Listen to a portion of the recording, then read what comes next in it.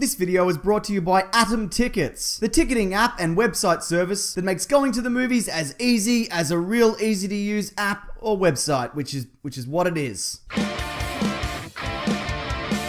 With the release of Rogue One, a Star Wars story, it became very apparent that much of what was promised in the promotional material didn't make it into the final cut, leaving audiences curious as to what deleted scenes exist. So what this video aims to do is not only break down those moments that were discarded, but also explore some other confirmed removed scenes, alternate endings, missing characters, and further details on Darth Vader. Also, we'll be going back as far as the inception of this project and how this movie came to be, plus run through a whole lot of early ideas that were scrapped during the filmmaking process. Then at the very end, you can see a recreation of what will most likely become one of the most iconic Star Wars moments in video game format that's pretty effing sweet. But I'll probably do that after the Atom ad as a kind of, commercial break. I mean, I know that'll annoy some people, but hey, what can you do? I mean, I can change it, but I won't. Oh, and also there's also going to be a Loot Crate giveaway. That's not a promotion, that's just a thing. That's the thing I do every week. Okay, let's get into it. Because this introduction's been way too long. What am I doing? This isn't good video making, probably. Rogue One began life as a simple story pitch from John Knoll, ILM Chief Creative Officer, whose work with Star Wars dates back to the prequels. His ideas centered around a few short sentences from the crawl of the original film, a band of rebel spies capturing the Death Star plans in the hopes of finding and exploiting a hidden weakness. And spoiler alert, they did. And a second spoiler alert, they did it again. Oh, and also another spoiler alert. They did it a third time. This is pretty much a Death Star. The story treatment was 7 pages long, titled Destroyer of Worlds, and came complete with character bios that breathed life into this previously unknown band of heroes, in the new Star Wars canon at least. To get an idea of tone, Knoll cut together a sizzle reel for both reference and inspiration. The end result was a mix of Hunt for Red October and Mission Impossible, with a focus on being militaristic, streamlined, and self-contained. The pitch was also super low budget, presumably not including the digital recreation of a man long dead at the cost of millions of dollars, with even Knoll suggesting that the project recycles sets from The Force Awakens. This obviously never came to be, but one character, Hoodo Always Screaming, was a design that was supposed to appear in Episode 7, but did bleed over into Rogue One. The original group included K2SO, a reprogrammed Imperial droid, Jyn Erso, Lunak, and Senna, who were later replaced by a different duo, Dre Nevis, Riatala, and Jerris Kestrel. K2SO and Jyn Erso were the ones who survived the most intact into the final movie, with Senna going through a number of changes along the way. He became a flat-headed, hammer-headed looking monster, a whale-looking octopus-head monster, alien Kratos, and a dog. He eventually evolved into Moroth, who, although present in a lot of the marketing material, ended up getting very little screen time. Though some very early concept art details Senna in possession of an Imperial computer system housing the Death Star, mounting an escape whilst under blaster fire. Baze and Chirrut joined the cast of characters. They were written in order to continue the tradition of classic Star Wars duos like Han and Chewie, and Dexter Jettster and Flo, the WA-7 waitress droid. Krennic also went through a number of alternate designs, like all characters do, including sporting severe scarring on one side, presumably due to his part in the Clone Wars. And interestingly, he was originally going to be part of the team, but acted as an Imperial spy, reporting back to an officer called Willix. Saw Gerrera was added, a character carried over from the Clone Wars animated series, this time imbued with a number of injuries, with a final design being settled on a haphazardly constructed Darth Vader-styled life support suit. In 2014, Gareth Edwards was officially announced as the project's director and came on board a couple of days before the release of his Godzilla remake. Though he was hired not because of that project, but because of the resourcefulness he demonstrated in making 2010's Monsters, where he acted as the writer, director, cinematographer, production designer, and visual effects artist. It was also his idea for Jyn Erso to become the center and heart of the story, with her at one point to have a younger brother and a Jedi mother. Her father, though, in one way or another, was always the one responsible for the design of the Death Star super laser. But in order for the movie to accurately explore the concept of broken faith in a galaxy without hope, most elements concerning the survival of the Jedi were removed, including Jyn's mother being Force sensitive. The standoff at the beginning of the film also at one point had Jyn being restrained by stormtroopers and not remaining hidden, later to be rescued. The Death Troopers were also to be a tad more sinister, with helmets too small, indicating that they'd been augmented, removing elements of their humanity. Some of these ideas survived in this background character, who was part of the Decraniated. They act as servants, with all higher brain function stripped away. K2SO also began as an Imperial protocol droid, like what we got here, going through a number of designs before being changed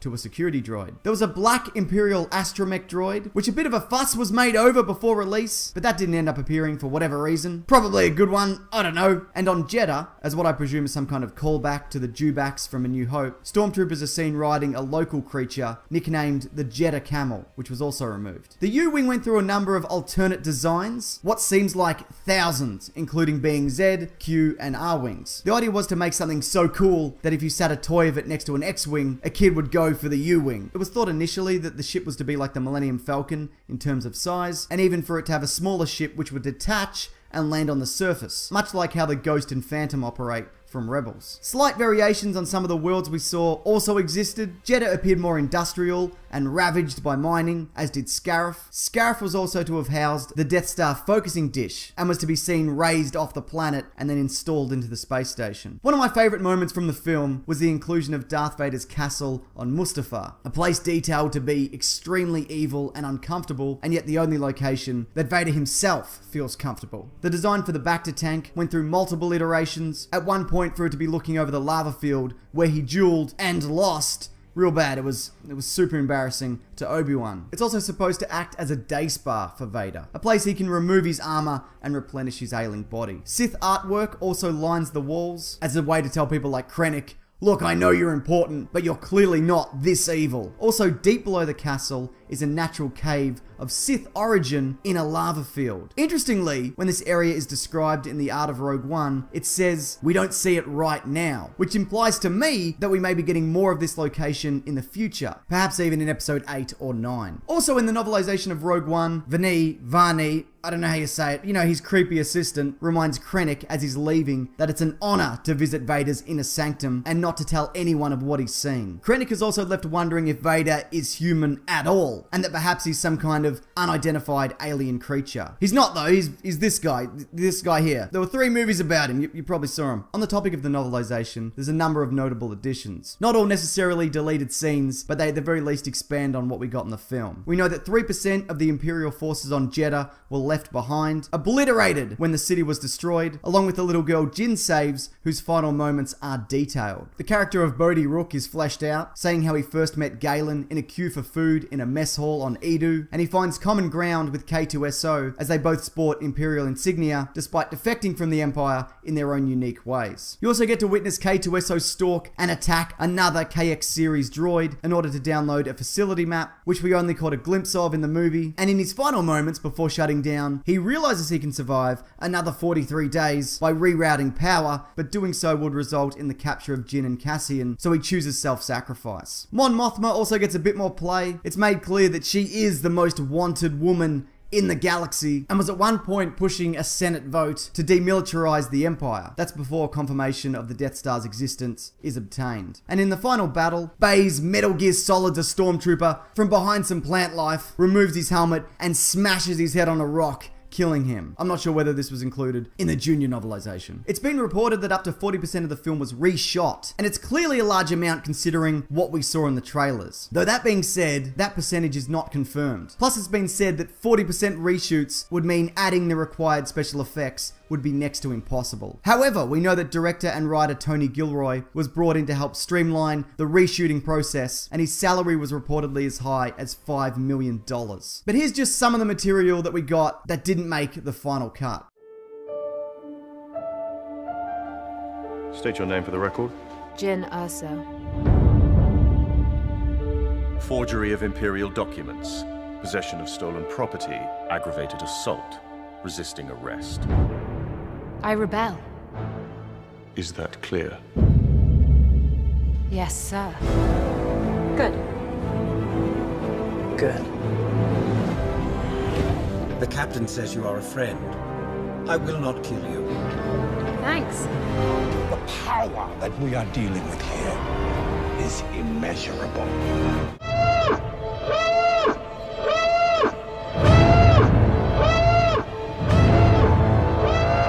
What will you do when they catch you? If you continue to fight,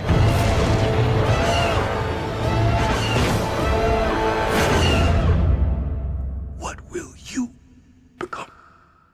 Interesting to see there's quite a lot of Vader there, and I wonder what the thought process was behind taking all that out, unless it was just shot for marketing purposes. I also have pretty good reason to suspect that the final showdown between Jin and Krennic takes place on the beach. I mean, we've seen this shot of him wading through the water, and also this. What I think originally happened is Jin gets hold of the plans and then makes a mad dash across the battlefield to upload or transmit or whatever the data from a different location. So basically, the Imperial data vault and the satellite weren't in the same building. And in doing this, she's confronted by Krennic on the way. Gareth Edwards has acknowledged that a lot from the trailers is missing from this film, saying that marketing loved those shots, but when he said, you know, that's not in the movie, they said, you know what, we just use the best of what you've done. It's what marketing does. Thanks a lot, marketing. Edwards, however, did say that even though all that isn't in the film, it's still in the spirit of the film. It is kind of a shame that a lot was changed. I mean, as a result, the prequel novel Catalyst was heavily rewritten, and the prequel comic book was cancelled altogether. But in my opinion, it didn't result in the movie being a total disaster. You might think differently, and that's okay. It'd be a boring old world if we were all the same. That's what my grandma used to say. That being said, she didn't know anything about Star Wars. So, you know, what would she know? There was also said to be a very early version of the screenplay where they didn't all die, because Edwards didn't think that Disney would allow everybody to be wiped out, but Kathleen Kennedy and everyone higher up was like, yeah, you know, that makes sense because none of these people appear in the other movies. He was always, though, expecting someone to go, just film a little bit extra with Jin and Cassian, you know, where they're on another planet and they're okay, but no one ever gave him that note, and we got the ending that we got. The one you saw, if you saw Rogue One. And if you didn't, spoilers for everything I said prior to this. But if that's the case for you, what are you doing here? You're a madman. Okay, as promised, an amazing video game recreation of Darth Vader just killing a bunch of rebellion soldiers in glorious 16-bit. Oh, sorry, wait. I nearly forgot my ad for Adam. I feel like an idiot. Don't worry though, I'll take care of it now. Come along with me, because if you like movies, this might actually interest you. Okay, so Adam is this new movie ticketing app and website that makes going to the movies a bloody breeze, mate. It simplifies everything. The movie you want to see, coordinating with friends, buying concessions. It's movie going for the 21st century, they said I should say. So no matter where you are, you can browse showtimes for films in your area, get everyone on the same page for what you want to see, organize a night out and skip queues by purchasing tickets and pre-ordering your concessions. Plus it's free, so you know, why not? It costs literally nothing to download, so you know, just get it. Get the app. Alright, here we go.